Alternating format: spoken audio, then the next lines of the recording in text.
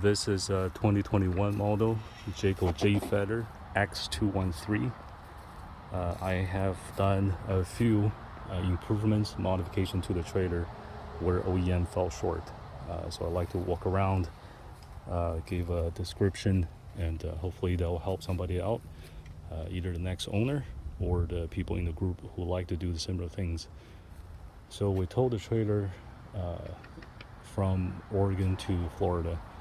Anything I think might not make it, or anything I like to do that make my life a little easier, I went ahead did it. So let's start from outside, then I'll walk inside. So in the beginning, this is a Baja model, so with more ground clearance. However, the stock stabilizer jack was too short. They were 24 inches. So I upgrade to a 30-inch jack. It's probably made by Lippert. Associated with strong arms, these stabilizers, so there are total 6 of them, 4 on the front, so 2 per front corner and 1 on the back. Now I'm sure you have kids, that's why you buy this trailer, and your kids are going to jump up and down, and this reduced the shake significantly. My opinion, totally worth the money. Now when this jack came in, it's basically a flange mount. Now to really make it stable and does the job, I have to fabricate this bracket with webs and with another flange, so therefore I can transfer the load and force to the web of the frame. These are lightweight frames. You can't just bolt to the flange. It's not helping a whole lot. It will have deflection at the flange. So the point is go to the web of the frame, and that's where the benefit. Otherwise, you will have very stout stabilizers, not going to help you a whole lot if you bolt to the flange. Okay, so we keep going this way. This is the fold-out step with a handrail, and in addition to the handrail on the door, it just make the up and down a little safer and easier. Hopefully nobody break an ankle. That's just really not worth it. So to have a stable step, kids go up and down, and really I don't have to worry about it. Now to make setup easier, I put a bubble on the side, so roughly I know where it will clear the door. Now I'll show you. Here's the point of contact if your step is not level, if it's not fold out enough. Obviously it happened before. Now regarding the fold out step versus the stock step came with the trailer that fold under the door. Now pros and cons. If you don't go up and down 10 times a day, then maybe the other one is for you, but for a Baja model it's a little too high. So my kids are they have to use their hands with the 2-step. It's really kind of struggle for them. So I have this out. I just want to make it safe as possible, that nobody break the ankle, and by far that helps us a lot.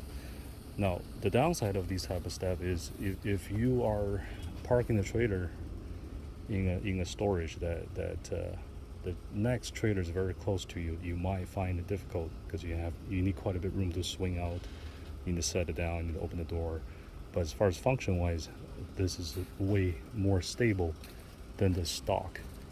Okay, now we'll talk about suspension. This is where I spent most of the time on, under the trailer. So as you can tell, that's being upgraded to the equalizer with the damper, and you can tell the X chocks. Now I add the Comfort Ride shocks that make towing just a lot easier, a lot more enjoyable. Tow trailer sucks no matter how big truck you have. It's just the way it is, physics. With additional equipment, make it smoother. So similar principle, you don't want these shocks to mount to the flange of your trailer. You want to go to the web.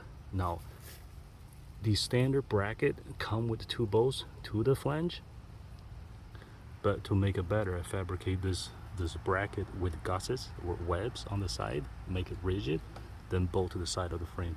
Now you need to take the underbelly pin down so you know you're not poking into the tanks or anything like that. Make sure you have clearance.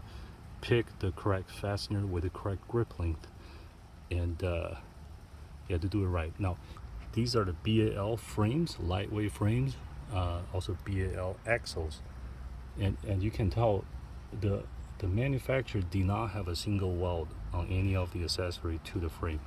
They all being assembled by these huck bolts. They're kind of like a rivet, kind of like a fastener, kind of like a bolt that the tail will shear off, more like a high lock on the aircraft. Now, why is that? Because I believe this is faster, these are quicker, and also these will not affect the temper on the frame. So maybe it's a cold worked frame that just shouldn't be welded. I should follow how OEM did it, and so I know for sure I'm not affecting the temper. So also with the fastener, they give me more flexibility. Now the downside is, of course, it costs more. Well, good quality work costs money to do it right. Now, one of the major downside of this trailer is really lacking storage space for your for camping gear, for trailer stuff. For example, for serial hookups, extensions, surge protector, wires, wire bundle, cables. So I came up with this frame extension. So again, that I don't want to weld anything to the frame. Instead, I like to use fasteners bolt to the frame. I don't want to crack any part of the frame, and also I want to make sure I have enough pickup points. I have enough edge distance and enough pitch on the fastener. So I fabricate the Z profile. Is kind of just like the profile of the frame, weld to the bumper, shorten the bumper slightly because I don't want this to hook into anything.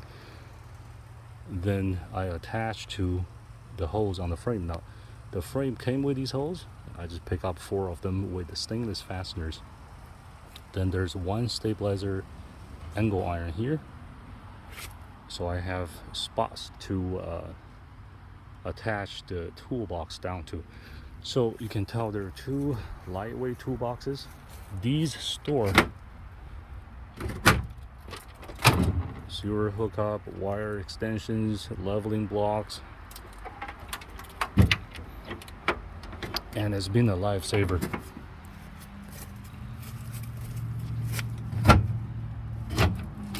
Here's my water hoses, quick disconnects, any propane hookup. So basically anything light, anything I don't want to put in the truck. This is the driver's side.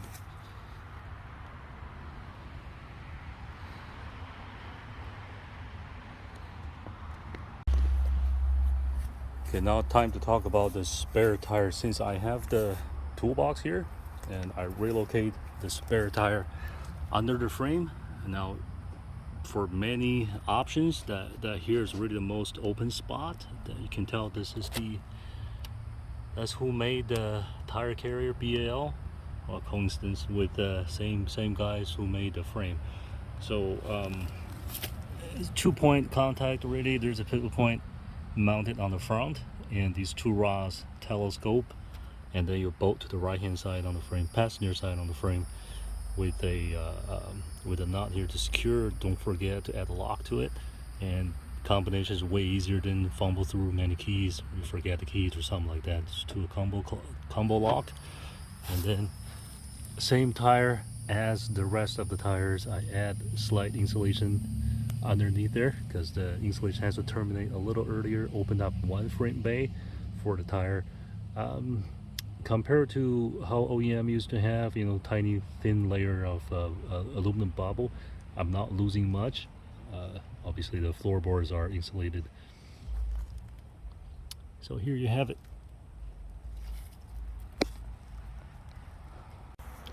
So this is the water filter assembly. You can buy this on Amazon. Beach Lane. Okay, so I connect. When we're driving, this will be in the toolbox. Now I attach the pressure regulator right on the inlet side and outlet side through this hose going to the water hookup. This bracket comes with the 2 teardrop shape hose. Now I installed 2 studs on the frame, touch up with some primer. This allowed me to hang the assembly on the frame when I'm stationary. I really don't want to put this on the ground, and this is everything tucked away out of the water, out of the UV. I think it's a good idea. Out of the direct sunlight, I think it's a great idea. Now this is the driver's side of the tire. So it came with some LT light truck tires, all 5 of them. So I sold them on used market and upgrade to these Goodyear Endurance ST tires, and these are 15-inch frames. That's 225 wide, 75 tall. With all 5 of these tires, I feel safer. They're meant for trailer. I don't know why they want to put a light truck off-road tires on the trailer. I guess it looks good. It looks on the Baja model, but for what it is, I think trailer tire gave me way more bang for the buck, better performance. So this trailer came with the tire pressure monitor system that talked to the J command system. It works pretty good. 90% of the time it works very good. So let's look at the zooming into the road armor equalizer that has rubber dampers in it. These are heavy duty straps with wet pins. You can buy them as a kit on Amazon. I think it's made by Morride. Let's take one more look of the shocks. Comfort Ride shock kit, you will buy them by the size of your axle. For example, these are 3,500 pounds per axle. You buy this and then you have to fabricate the bracket to fit with the lightweight frame. If you have the I-beam frame, it will be a lot easier to install. For this to work correctly, like explained, that I fabricate this with a 1/4-inch plate that has gussets or webs to make it stiff. Attached to the flange, these 2 holes come with a stock bracket. I add these 2 to the frame. Now you need to make sure you're not poking the water tank. You need to take the underalignment off, so you need to see where the fastener goes. You need to tighten the nut. So unfortunately, it's not a half-a-day job, so I have to spend some time there. So this is a trick I learned from one of the websites. A lot of RVers do this. Is a 3rd shut-off valve on your drain system. And why is that? These are gate valves, and they will leak slowly.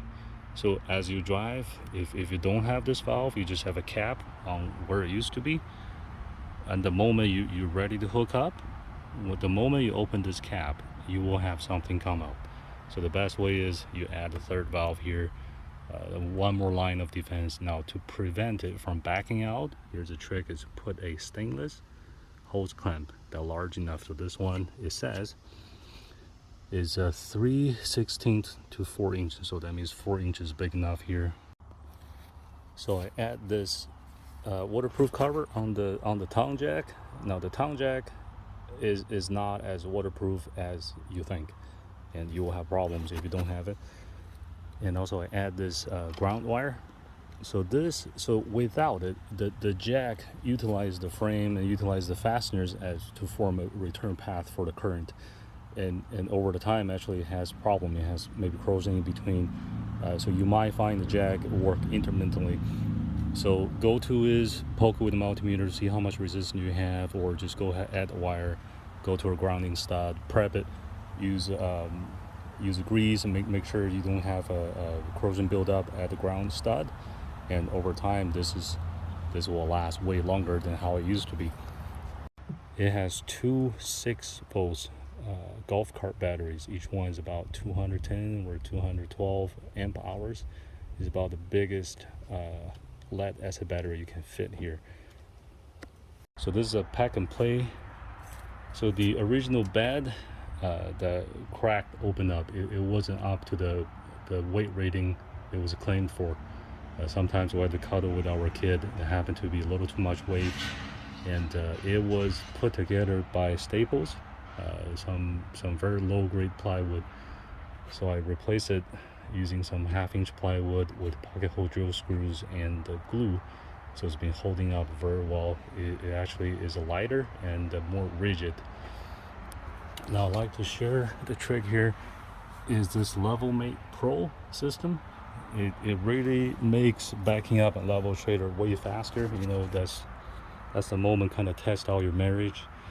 Have this on the driver's side. I can come out of the truck, turn this on, and move forward and aft a couple inches. I can find a spot as flat as I can, and if I still can't level it, then fine, I will use the leveler. We use this small hatch to store leveling blocks, and these I think tri-links, or this is called tri-links. These basically big blocks you drive on, and then you insert a triangle or the chalk on the opposite side. Now I want to share, here are our backup levels, just for in case if my Level Mate Pro fails or out of battery. I have a backup method to see if I'm level or not, and I prefer to put them somewhere that UV cannot destroy, the water cannot seep in. Fairly easy to install, and these are purchased from Amazon. And of course, you need your trusty old-fashioned level, maybe a little bigger than this. Okay, now it's the time to look at inside. This is basically a heavy-duty screen. It's called Screen Defender. This, if you have dogs, you should have this. So this saves the screen door. Has been working so far. So this is a small control panel for the heating pad on 3 tanks. I add these to it. Each heating pad has a thermal cutoff switch on the pad. When they reach 70 or some Fahrenheit, it will cut off. And of course, you can turn these on when it's cold. Make sure you have a reliable source to charge your battery, so you don't drain them completely down. So we upgrade these to 5-inch memory foam for the kids, make their life a little easier. Add these dimmer switch for each bunk.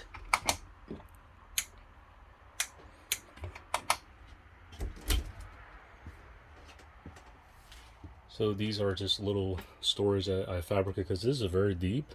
If you hang some jackets on the front, kind of waste space on the back, and with some wire baskets, we kind of store stuff. Just any storage you can get. This is basically a miniature 180, maybe 200 square foot apartment.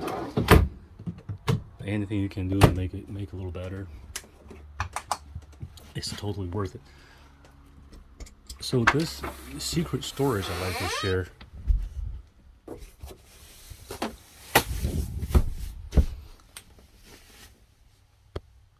Okay, so this, when you buy a Airstream, the Airstream will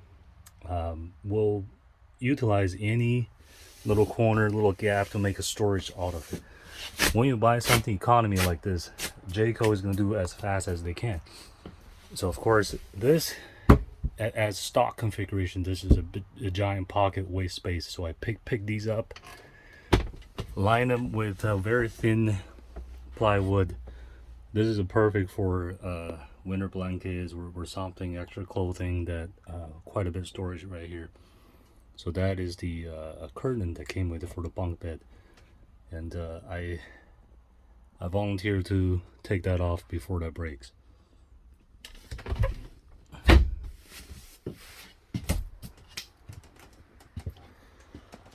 Okay, so I upgrade the faucets, upgrade the shower head, upgrade the faucet in the bathroom, make them a little bigger, a little more capable, better than the OEM configuration.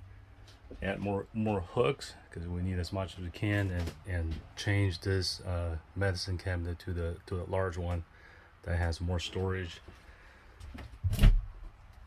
just behind the mirror. anchor them with a little piece of a strip, plywood, of course, with the screws go to the wall. Okay, here is the interior, and you can tell the microwave has been removed. So we just don't use a microwave when we go camping, as utilization rate is very low in the official way of saying this. Instead, we trade for storage, and I happen to find a door that fit the size, and find the soft closing or struts, and paint it, match the color as much as I can. And here, open up quite a bit of storage. Align these with a very thin plywood. The wiring is behind it.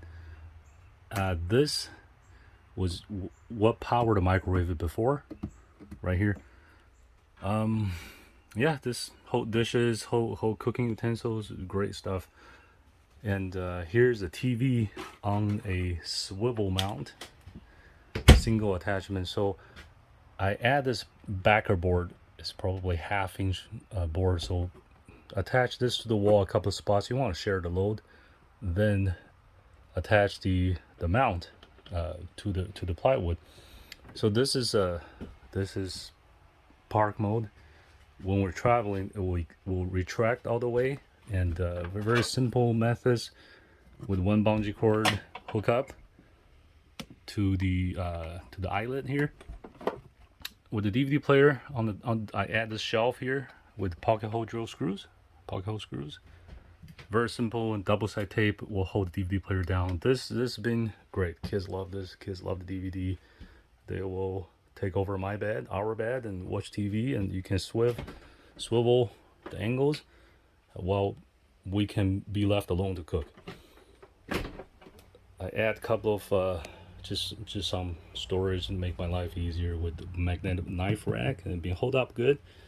Upgrade the faucets, bigger, more range, can reach more. Trader been doing great. It does the job what's meant to do.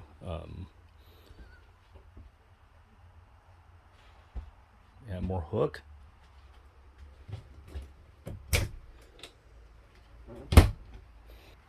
So okay, so a little background story. I found a space heater that fit in this pocket. It's really, you just can't find any other stuff without losing the walkable space or losing the pathway. So find a low profile heater has been doing the job great. When it's cold outside, we can use the park electricity and just run this instead of using propane. Propane, it will build out some moisture, all that. So this does the job and keep it warm.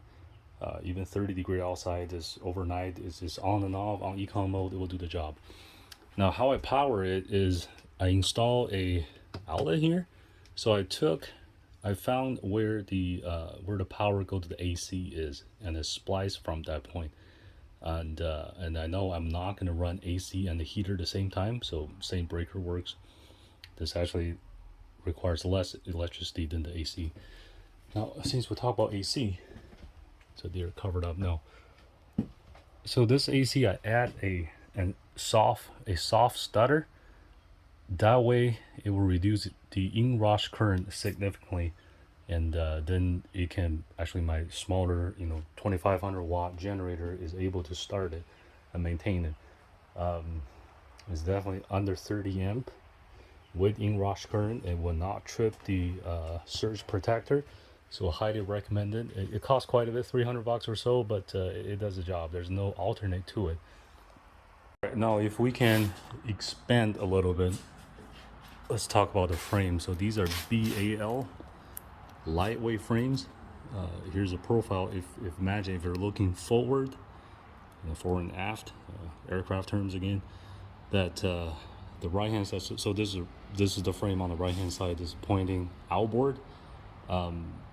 If you look at the cross-sectional view, for example, there's probably 100 thousandths of a thick. So let's say a little under of 1/8 inch of the wall thickness on the steel. So how I did the frame extension is I fabricate a C-channel. If you can find a stock C-channel that fit the size you want, great. If you can't, then weld it with sheets. Watch your corner radius, all that. So I fabricate my C channel, and here's the through fastener. Now make sure you got a good grip length that work for your application. Find the right diameter. Make sure it's not too close between each other. Make sure you're a little far enough from the edge distance. We call ED. So ED. If you look at inboard on the frame, you do not want to put a fastener right here, right? You want to put it here. So the rule is you want to give enough of edge distance.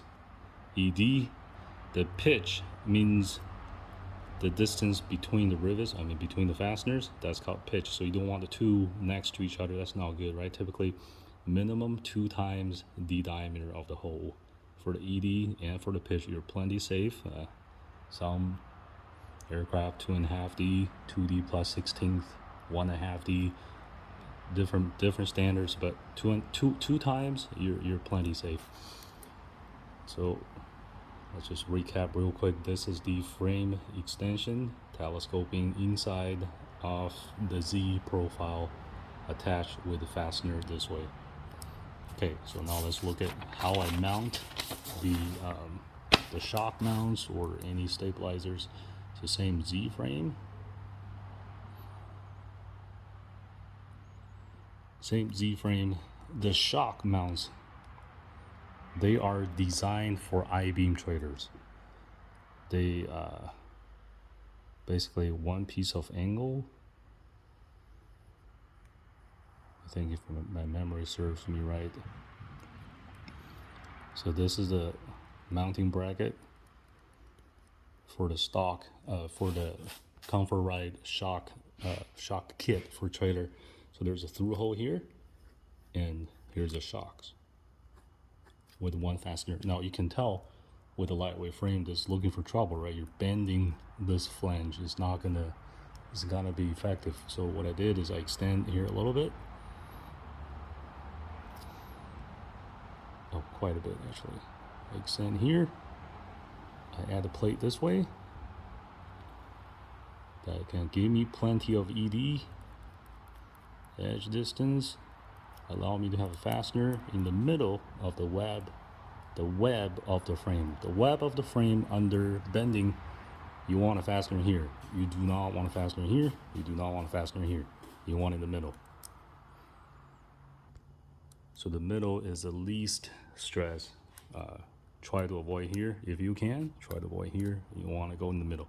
Now for this case, holes are provided here. I add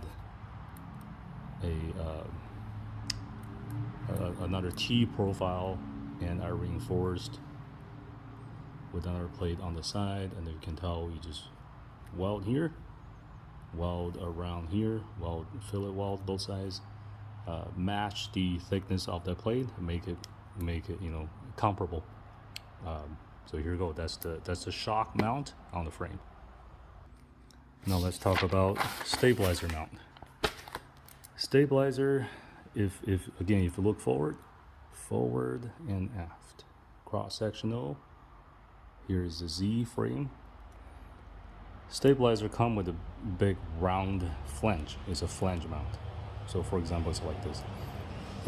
If like most people I've seen just put 2 self-tapping screws there to the frame, man, that's a crime. Okay, not by my engineering standard. So what I did is standard way. I add a plate that allow me to attach to the web of the frame. Fastener here. I do have small fastener here. So I prefer smaller fastener here, slightly bigger fastener on the web. Then I reinforce the side. So here's more like a T, and here's the, if I draw this way, here's my diamond shaped stabilizer. So this way I successfully transfer the load to the web of the frame, pick the correct fastener with the correct grip length, with washers, and make sure it's a nylock, at least a nylock nut. Washer here, and here's the hex head of the screw. At least a nylock. If you want to go AN fastener, you can, but I think it's a waste of money, too expensive. cast hole nut, soft locking nut, they all work.